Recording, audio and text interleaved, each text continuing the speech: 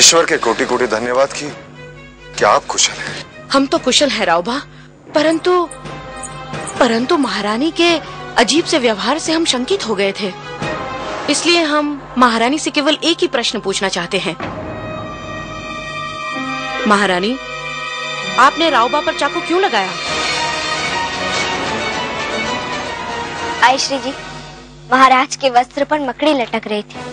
अब उसे हटाने के लिए हमें कुछ मिला नहीं, तो वही फल काटने वाला चाकू उठा लिया, और जब उसे हटाने गए तो हमारे हटाने से पहले ही वो मकड़ी भाग गई थी। आयश्री जी, आपको तो हमारी मनोजीत को धन्यवाद कहना चाहिए। उनने आपको जलने से बचाया है। आज महारानी ने फिर से हम सबको बचाया है, और आपको भी आयश्री।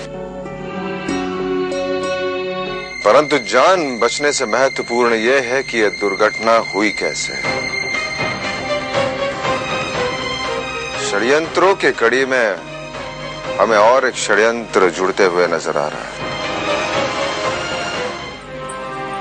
मनु, महल से तो झलकारी महाराज के साथ निकली थी, फिर अचानक झलकारी की जगह मनु कैसे आ गई? हम बताते हैं। हम प्राची और सुंदर काशी गणेश मंदिर के प्रवेश द्वार पे गए थे। जिस भी द्वार पर जाते वहाँ महल के पहरेदार तो थे ही, साथ ही साथ मार्शल के सार्जेंट भी पहरा दे रहे थे। तभी मोतीबाई जी आई। मलिका आलिया, आप काशी और प्राची को लेकर गणेश मंदिर की ओर जाइए, जब तक मैं और सुंदर मार्शल की ओर जाते हैं।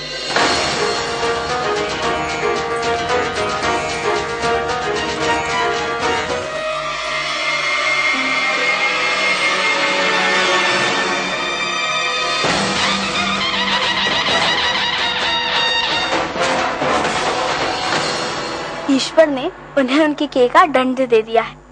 ईश्वर के कारण अब सब सामान्य है। महारानी साहब, मेरे को माफ कर दीजिए। मैंने उन सब के दबाव में आकर ये सब किया। क्षमा मांगने की कोई आवश्यकता नहीं है। यदि तुम्हारी जगह कोई और होता तो वो भी यही करता। और चिंता मत करो, तुम्हारे पिताश्री और तुम्हारे भाई हमारे पास सुरक्षित हैं। हलकारी, तुम अपने पिताश्री और अपने भाई के साथ कहीं और चले जाओ। वहाँ रहने खाने पीने की सारी व्यवस्थाएं हम करवा देंगे। सुंदर, इन्हें सुरक्षित रूप से छोड़कर। हम आपके आभारी हैं। किस लिए महाराज? आज आपने हमारे प्राणों की रक्षा की। नहीं महाराज, हमने कुछ नहीं किया। करता तो वो ऊपर वाला है, हम तो केवल माध्यम मात्र हैं। परंतु आज पूजन के दौरान आप कुछ विचलित दिखाई दे रही थी।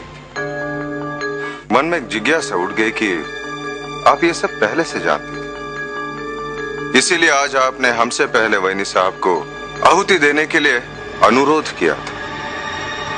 महाराज, हम वैनी साहब का बहुत आदर करते हैं। उनके लिए हमारे दिल में सम्मान्य स्थान है। महाराज, जब से कमिश्नरी में मार्शल साहब आए, झांसी और महल में अप्रत्याशित घटनाएं कुछ विशेष घटने लगी। ये आपको क्या हो गया वैनी साहब? कितनी बुरी तरह झुलस गई आप। हम राजवैद्य को बुला दे उनके पास? जी नहीं, राजवैद्य को बुलाने की आवश्यकता नहीं है महारानी साहिबा। महाराज को बुला लेते हैं।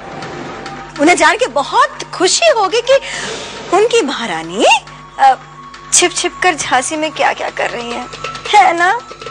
अवश्य बता दीजिए वैनी साहब, फिर तो विवश होकर क्रांति गुरु को भी महाराज को बताना पड़ेगा कि उनके राजकोष से खजाना किसने चुराया था। यदि भविष्य में किसी के भी द्वारा महाराज को आंच भी पहुंचाई तो अस्थियां भी राख में नहीं मिलेंगी। अच्छा, तो इतना साहस बढ़ गया अब आपका?